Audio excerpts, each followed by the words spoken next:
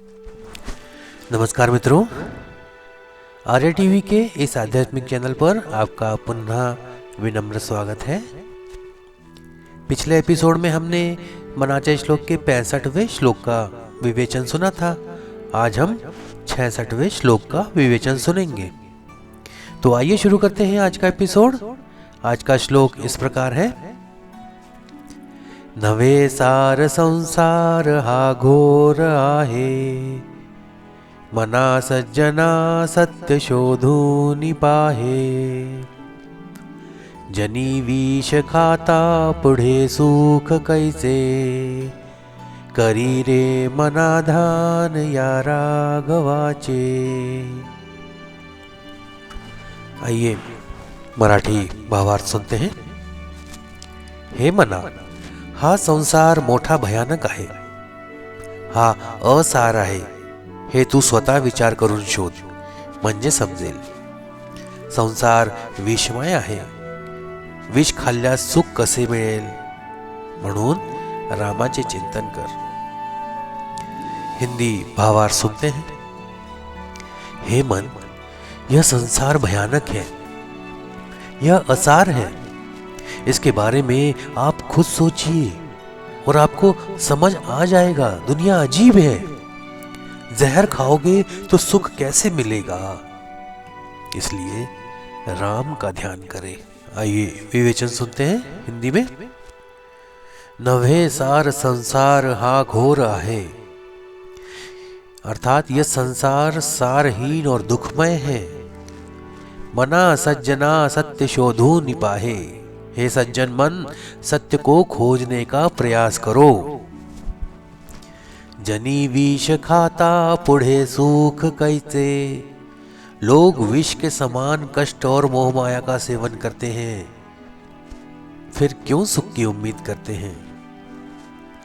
करी रे मना ध्यान या राघवाचे, हे मन, भगवान राम अर्थात श्री राम के ध्यान में मग्न हो जाओ। समर्थ रामदास महाराज ने यह श्लोक अपनी भक्ति से परिपूर्ण दृष्टि से रचा है। वे यह समझाने का प्रयास कर रहे हैं कि सांसारिक जीवन की चकाचौंध असल में एक भ्रम है। लोग इसे सुख का स्रोत मानते हैं, परंतु यह अंततः दुख और पीड़ा ही देता है। इस मोह से मुक्त होकर सत्य और ईश्वर की ओर उन्मुख होना ही जीवन का असली उद्देश्य है। संसार की असारता और घोरता। समर्थ रामदास का यह श्लोक हमें इस बात का आभास कराता है कि संसार का स्वभाव न तो स्थायी है और न ही सच्चा। संसार अस्थिर और क्षणभंगुर है। हर जीव, वस्तु और घटना संसार में नाशवान है। मानव अपने जीवन को सुखमय बनाने के लिए भौतिक वस्तुओं की लालसा करता है, परंतु यह सुख स्थायी नहीं है। उदाहरण के लिए, एक व्यक्ति धन संपत्ति अर्जित करता है, लेकिन उसके साथ जुड़े कष्ट और चिंता अंततः उसे संतोष नहीं देते। यह संसार न केवल पीड़ादायक है, बल्कि यहाँ मोह, माया और अज्ञानता से उत्पन्न कष्ट भी है, बहुत गहन है। सत्य क्या है फिर?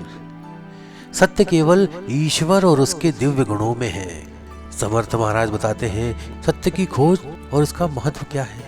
एक सज्जन मनुष्य के लिए यह आवश्यक है कि वह अपनी चेतना को संसार की बाहरी वस्तुओं से हटाकर आत्मा और परमात्मा की ओर उन्मुख करे।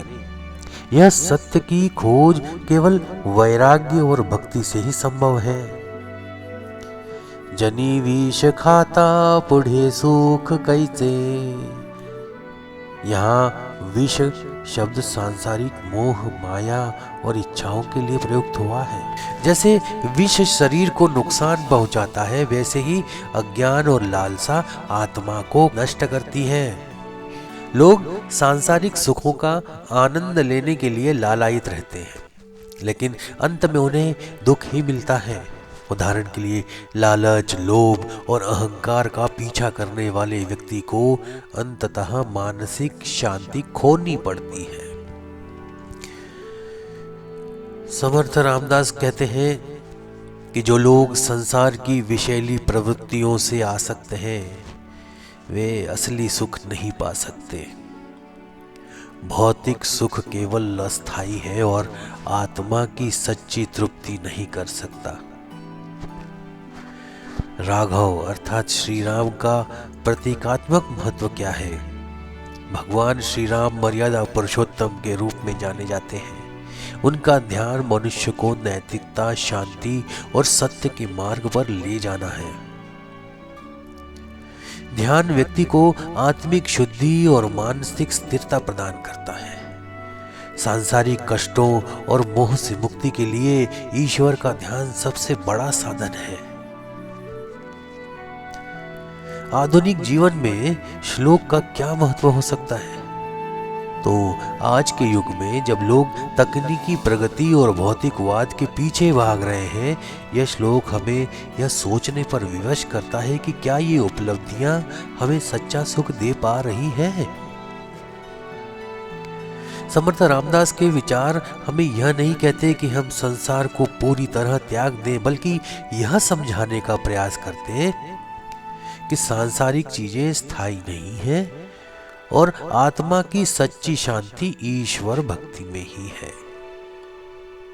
इससे निष्कर्ष ये निकलता है कि संसार की असारता, सत्य की खोज और ईश्वर भक्ति की महिमा का अद्भुत समन्वय है।